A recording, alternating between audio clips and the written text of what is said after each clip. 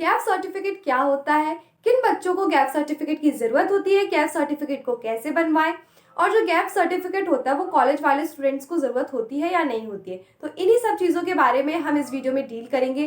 तो hi everyone, welcome to my channel ladder of success. तो आज इस वीडियो में मैं आप लोगों को सारी की सारी जानकारी दूंगी गैप सर्टिफिकेट से रिलेटेड। तो सबसे पहले तो मैं ये बताऊंगी कि गैप सर्टिफिकेट होता क्या है। ये जो वीडियो है ये उन सारे बच्चों के मैंने सारे के सारे क्वेश्चंस लिए गैप सर्टिफिकेट से रिलेटेड जो मुझसे पूछे गए थे। तो मैंने सारे क्वेश्चंस को इस वीडियो में जो है कवर अप किया है। तो सबसे पहला क्वेश्चन तो ये है कि जो गैप सर्टिफिकेट है वो होता क्या है। तो जो गैप सर्टिफिकेट है वो नॉर्मल डॉक्यूमेंट्स की तरह है, यानी कि जैसे डॉक्यूमेंट्स आपके बाकी सारे होते हैं वैसे ही ये वाला डॉक्यूमेंट भी आपके लिए है। यानी कि जैसे कि और भी बहुत सारे डॉक्यूमेंट्स होते हैं, जैसे कि आपका जाति हो गया, निवास हो गया, वैसे एक छोटा सा डॉक्यूमेंट आप इसको भी समझ ले कि ये भी एक डॉक्यूमेंट है।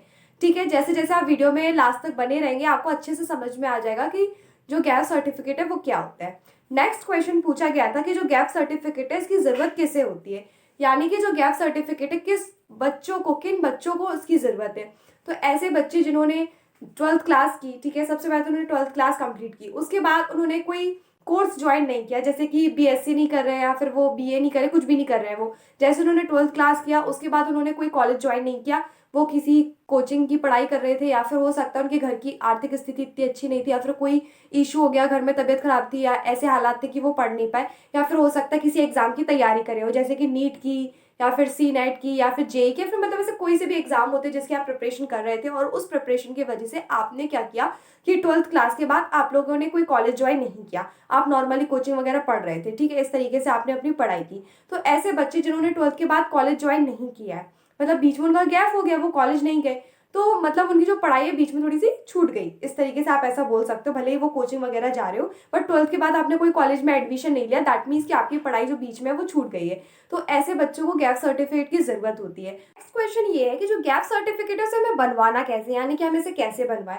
जो गैप सर्टिफिकेट है आप वो वकील के थ्रू बनवा सकते हो, यानी कि अगर आप वकील को बोल दोगे कि आप लोगों को गैप सर्टिफिकेट बनवाना है तो वो आपके लिए गैप सर्टिफिकेट बना देंगे। तो मैं थोड़ा सा आप लोगों को बता देती हूँ कि गैप सर्टिफिकेट में होता क्या है। जैसे कि वो A4 साइज होता है, ठीक है, और वो जो नॉर्मल डॉक्यूमेंट्स होते हैं वैसे उसी तरीके का होता है, ठीक है। तो उसमें ना ऊपर स्टैम्प वगैरह लगी होती है और नीचे लिखा होता है आपका नाम लिखा हुआ कि मैं जो भी फिर आपका नाम है वो सब ऐसे करके लिखा होगा।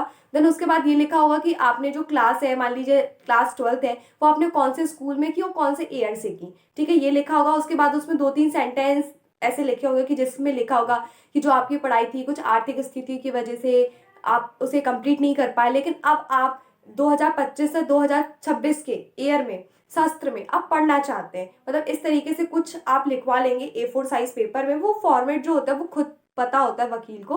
आप जैसे ही बोलेंगे कि आपको गैप सर्टिफिकेट बनाना है तो आपकी जो मार्कशीट वगैरह है वो लग सकती है, आधार कार्ड वगैरह लग सकता है। तो कुछ डिटेल्स वो आपसे जो मांगेंगे वो आप दे देना। वैसे तो वो आपसे सिर्फ आपके स्कूल का नाम, आपकी मार्कशीट वगैरह और आधार कार्ड वगैरह ले सकते हैं। बाकी उसके बाद आप उन्हें बोल दोगे कि बना दो तो वो बना देंगे, तो नॉर्मली बन जाएगा। और समय कितना लगेगा, तो 1 से 2 दिन में जो गैप सर्टिफिकेट होता है वो बन जाता है।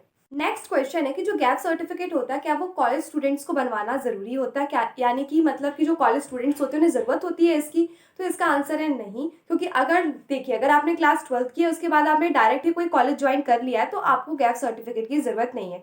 हो सकता है कि आप क्लास 12th में थे, आप पास आउट हुए और उसके बाद आपने कोई गैप नहीं लिया, आप डायरेक्ट 12th क्लास के बाद किसी कॉलेज में आ गए, और कॉलेज करने के दौरान आप लोगों ने किसी एग्जाम की प्रिपरेशन की, मान लेते हैं कि आपने MPPNST की तैयारी की और फिर आप लोगों का वो एग्जाम है वो क्रैक हो गया, और फिर अब आप लोगों को एडमिशन के लिए जाना है। तो आप एडमिशन से जाने से पहले आप जो गैप सर्टिफिकेट है वो बनवाएंगे कि नहीं बनवाएंगे, तो आपको बनवाना नहीं है, क्योंकि आप कॉलेज में पढ़ते थे, आपने जो प्रिपरेशन है वो कॉलेज करते के दौरान की है, मतलब साथ साथ की है, ठीक है। तो आपको गैप सर्टिफिकेट की जरूरत नहीं। तो आपको क्या लगेगा, आप नॉर्मली अपनी जो कॉलेज के टीसी होंगे आप वो टीसी दे देंगे वहां पर, जब आप एडमिशन कराने जाएंगे कॉलेज में तो आप वो टीसी दे देंगे। लेकिन ऐसे बच्चे जिन्होंने क्लास 12th की, फिर उन्होंने प्रिपरेशन तो की किसी एग्जाम की, लेकिन उन्होंने किसी कॉलेज को ज्वाइन नहीं किया, तो ऐसे बच्चों को गैप सर्टिफिकेट की जरूरत होगी। लेकिन अगर 12th के बाद आप डायरेक्ट कॉलेज में आ गए, उसके दौरान आपने प्रिपरेशन की, फिर आपका कोई एग्जाम निकला और फिर आप कहीं एडमिशन लेने जा रहे हो, तो आपकी वहां पे टीसी लगेगी जिस कॉलेज में आप पढ़ रहे थे।